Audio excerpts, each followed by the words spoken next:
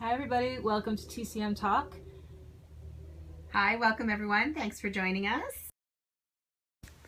Hi. Hi, welcome. Welcome everyone. I'm just going to share with my followers. And which is what I'm doing now. this is the viewer mail portion of the TCM Talk for Yay! Healthy Skin. So we're going to read some questions that our viewers have sent in to us. And if you have any questions at this time, please feel free to chime in. We're focusing this month on healthy skin and Chinese medicine. And so we're going to start with a question that Kirsten got. Go ahead. Yeah, we got actually, so if folks have questions at any time about anything to do with traditional Chinese medicine, we love to answer all of those. Everything that we talk about in all our scopes can be found on our Pinterest board, bit.ly/periscope pins. And you can get us questions that you'd like us to answer on an upcoming episode by tweeting, direct messaging us, Facebook comment, or you can email us, traditionalchinesemedicinetalk@gmail.com. So this is a question that came into our email account, which was, what can traditional Chinese medicine do to help heal and repair scars on the skin? Great question. Do you want to take that one first? Yeah, so I can talk a little bit from the perspective of something that I work with a lot, of course, which is natural oils. In addition to being an acupuncturist and a herbalist here in Oakland, I'm also the creator of Angelica and Peony natural skin and healthcare products. So I work a lot with all kinds of different natural oils. One of the most phenomenal oils for skin repair and renewal is rosehip seed oil. It's been studied quite extensively now for its skin renewing properties. I use it in a number of my products, in particular my regenerating facial serum for this effect, where it can repair skin and encourage the growth of new skin. It's also been studied in burn repair, both directly after burns and also scarring that occurs following a burn. So rosehip seed oil, which can be purchased online and in some health food stores, you do want to keep it in the fridge. So after you've opened it, keep it in the fridge. You can do a massage directly with pure rosehip seed oil, if you like, onto the affected area. Depending on the age of the scar, that will affect, how much change you're able to create and the type of the scar as well. But especially something fresh, or if you want to avoid scarring, if you've had an injury or a sunburn, or that kind of thing, rosehip seed oil would be a great choice to apply directly to the skin. Thank you. Yeah, you're welcome. Awesome. I have treated people for scars. Usually it's older scars people come see me about, and it's not always the first thing they're coming to get acupuncture for, but they'll say, oh, while I'm here, can you help me with this scar I've had? There are different liniments that we can put on the skin. I'll start with the acupuncture though. I usually do acupuncture in the area of the scar. It can't be a fresh scar. You want to let that heal first, probably for a couple of weeks to a month, and then and use the oil that Kirsten recommended, the rosehip oil.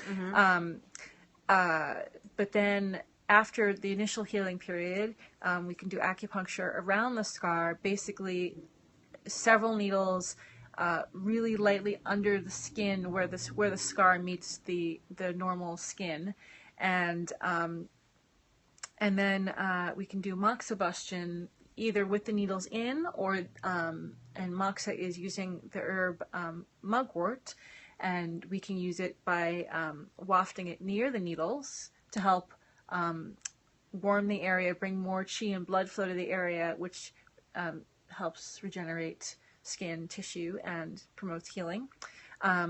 We can also, I've used Kirsten's warming menthol balm with good success on people who have scars.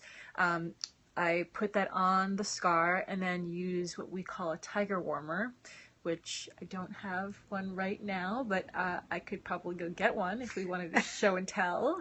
I'll do that in a minute. And then you can use the tiger warmer directly on the scar. It looks like a it kind of looks like it's about the size of a pen, and it's got a cap on it, so it's safe to use. You can do it at home if you want to, work on the scar between your acupuncture appointments. Your acupuncturist can give you a tiger warmer, and I think we'll do that in a separate little scope after this. I'll show you how to use a tiger warmer. Yeah, let's do a separate scope talking about moxibustion for scarring, which is really, I think, probably one of the most effective treatments that we have available for scarring, and something that folks can do at home. Awesome. Yeah. All right. So any other questions we have? Anybody have any questions watching out there in Periscope land? Oh, can TCM help with hormonal acne breakouts before your period? Mm-hmm. Right, that was another viewer mail. Sorry, I didn't mean to skip over that. No, not at all. It's a good question. Yes, it is, because inquiring minds want to know. Yes, acupuncture and Chinese medicine can help with hormonal acne. We view it as what's called a Chang and Ren disharmony, which basically means those are the two acupuncture channels that are involved in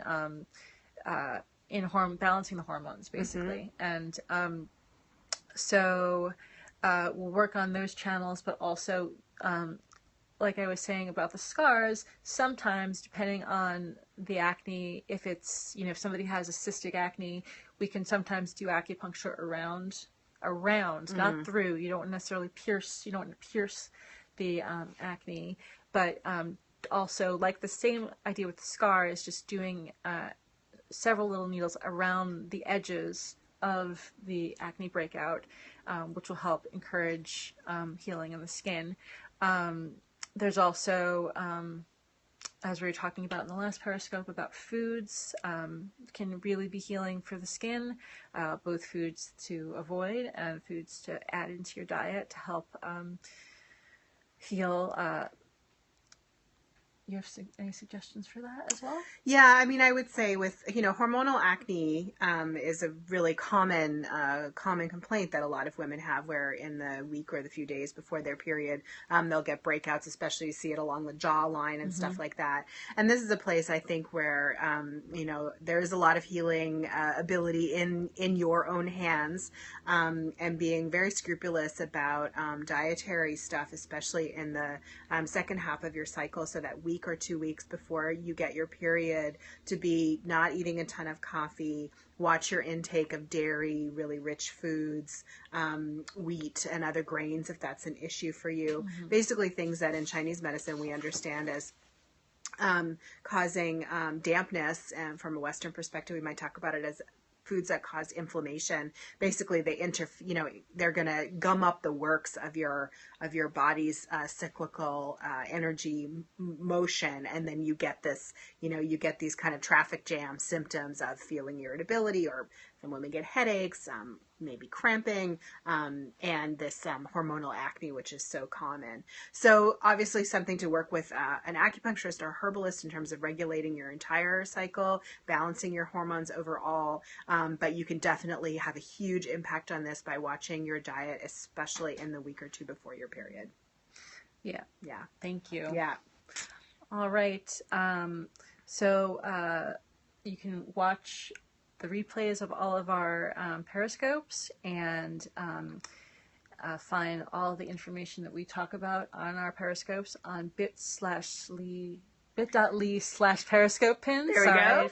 I always forget it. The link is in the bio of our Periscope channel as well. Yeah, and is there an email address you want to give them so they can write to us as well? Yeah, if folks have other questions that they'd like us to answer in an upcoming episode, you can email us at traditionalchinesemedicinetalk@gmail.com. Thanks to the folks who sent us questions for today. Hope that was helpful and interesting. And please send us your questions by email, or you can tweet them to us as well as at our handle, which you see here on Twitter. Thanks very much for watching. Bye. Bye.